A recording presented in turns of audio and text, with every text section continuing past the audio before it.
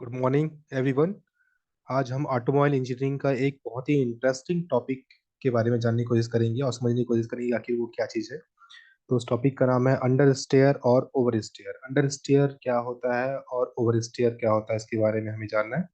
देखिए, एग्जाम्पल में तो बहुत सारी चीज़ें हम इसमें देख सकते हैं, लेकिन सबसे इम्पोर्टेंट होता है इसमें डेफिनेशंस, कि प्रॉपर आपको पता होना चाहिए कि इसका डेफिनेशंस क्या है ना। ठीक है, अगर आपको डेफिनेशंस इसके बारे में क्लियर है तो वो तो अच्छी चीज़ है कि आपको पास इसका डेफिनेशन मालूम रहता है। तो अंडर स्टेयर का डेफिनेशंस क्या है, एक बार इसको देख लेते हैं। इसको या तो फिर समझ लीजिएगा या तो फिर याद कर लीजिए, जैसा भी रहेगा। Understeer is what occur when a car steer less than the amount. यहाँ लिखा हुआ है लेस देन, हो ना, तो यहाँ पर मैंने इसको अंडरलाइन कर दिया, less than the amount commanded by the drivers.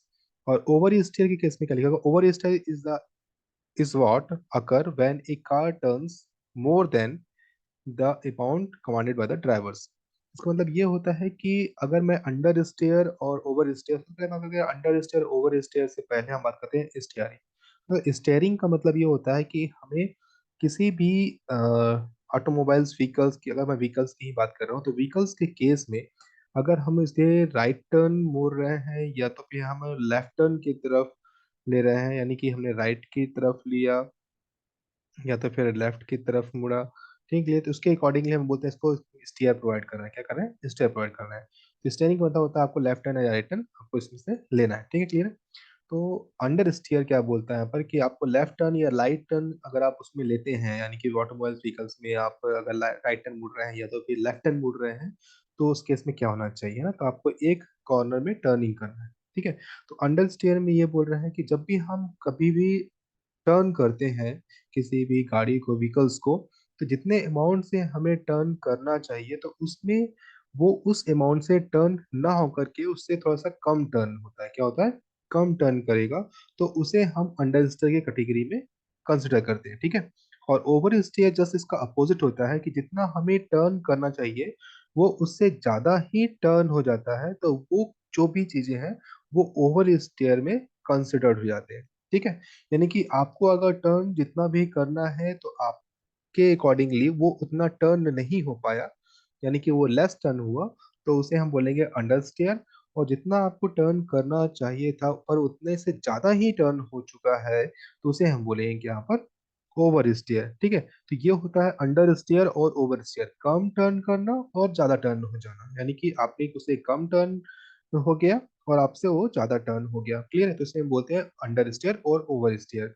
Generally ये अंडर स्टेयर और ओवर स्टेयर कौन से व्हील ड्राइव में पाया जाता है, तो देखिए, जैसे कि अंडर स्टेयर की हम बात करें तो अंडर स्टेयर जो है वो मोस्टली जो है ये फ्रंट व्हील ड्राइव में पाया जाता है। किसमें पाया जाता है, फ्रंट व्हील ड्राइव में पाया जाता है।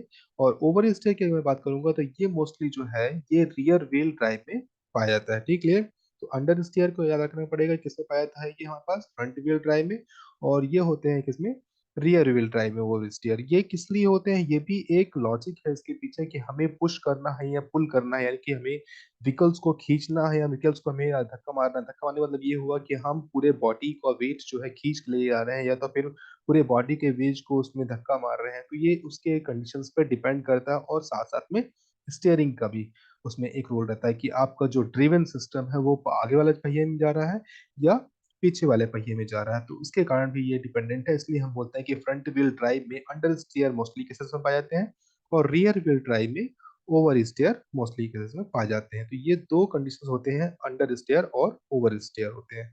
ठीक है, इससे ये जो हमारे पास एक सिंपल सा डायग्राम है जिससे हम समझ सकते हैं कि अंडर स्टेयर और ओवर स्टेयर क्या हो सकता है। तो पहली कंडीशन ये दी हुई है और ये जो हमारे पास है ये दूसरी कंडीशन है। ठीक है, तो पहली कंडीशन में हम समझेंगे कि अंडर स्टेयर क्या होता है, अंडर स्टेयर के बारे में, और दूसरी कंडीशन हम समझेंगे कि इसमें ओवर स्टेयर के बारे में क्या होता है। ठीक है, तो अकॉर्डिंगली जैसे स्टार्टिंग के केस में ये हमारे पास पहले केस है, ये स्टार्टिंग केस है, तो ये जो कार है उसे एक ट्रैक के मिड पॉइंट से फॉलो करते हुए ये आगे की तरफ मूव करना चाहिए। ठीक है, ठीक है। और सेकंड वाले केस में भी ऐसा होना चाहिए कि अगर ये आगे की तरफ मूव कर रहा है, यानी कि लेफ्ट टर्न ले रहा है, तो ये इसके मिड से होते हुए आगे तरफ फॉलो करना चाहिए। ठीक है, तो इस तरीके से वो जो कार है वो रेड लाइन जो मैंने भी ड्रॉ किया हुआ है, रेड लाइन को ही एक पाथवे समझ करके फॉलो करके निकलना चाहिए। ठीक है, क्लियर है। पर ऐसा नहीं हो रहा है, पर ऐसा वो नहीं हो रहा है। क्या हो रहा है कि वो रेड लाइन को, यानी कि जो मैंने अभी ड्रॉ किया हुआ है अंडरस्टैंड के केस में देखेंगे, तो रेड लाइन को फॉलो न करते हुए वो उससे कुछ डाइवर्ट हो जा रहा है, मतलब वो कुछ यहाँ से बाहर की तरफ निकल रहा है, यहाँ से भी वो बाहर निकलते जा रहा है, यानी कि वो हर एक स्टेप में धीरे धीरे करके वो बाहर ही निकलता जा रहा है, और इस तरीके से वो ट्रैक के आउटसाइड जाता है। ठीक, क्लियर है। और इस वाले में देखिए कि ये भी जो हमारे पास केस में है कि वो रेड लाइन को स्टार्टिंग में ठीक है फॉलो किया, फिर उसके बाद वो धीरे धीरे करके फॉलो करने के बाद वो ये भी जो है ट्रैक से, यानी कि जो रेड लाइन से उससे दूर होकर के ट्रैक के बाहर निकल जाता है। ये क्लियर है।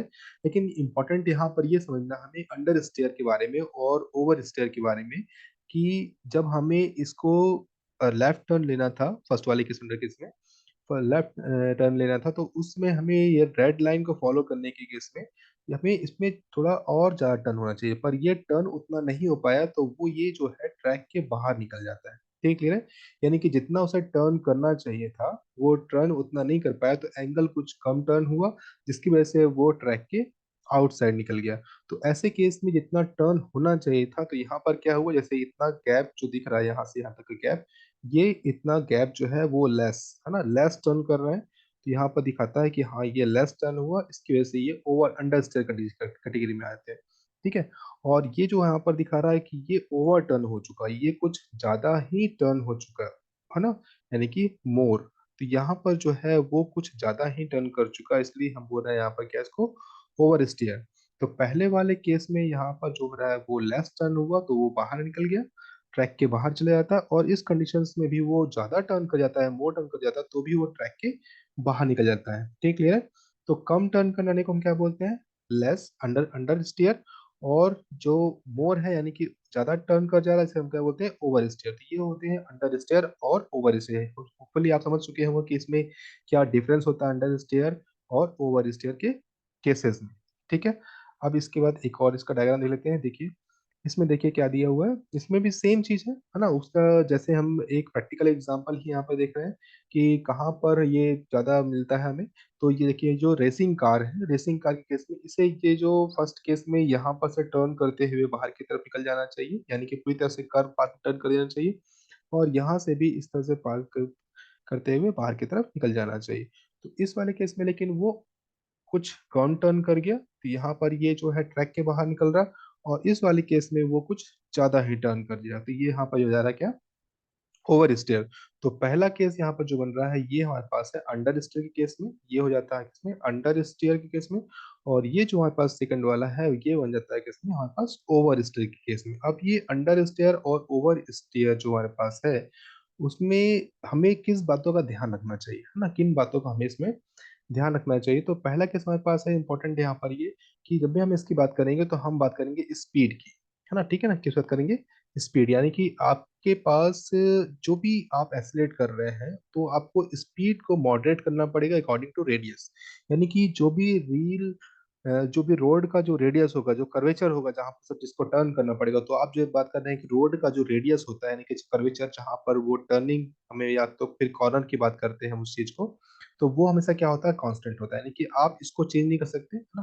तो ये क्या होता है, हमारे पास जो वैल्यू है ये हमेशा ही कांस्टेंट रहेगा ना, ये हमेशा ही कांस्टेंट रहता है। और तो फिर आप क्या चेंज कर सकते हैं, हम इसमें चेंज कर सकते हैं स्पीड को। ठीक है, क्लियर है। तो आपको इसमें स्पीड को बढ़ाना है, नहीं, आपको इसमें स्पीड को घटाना पड़ेगा। तो बढ़ाने की तो हम बात करेंगे नहीं, उसकी बात करेंगे, घटाने की बात करेंगे।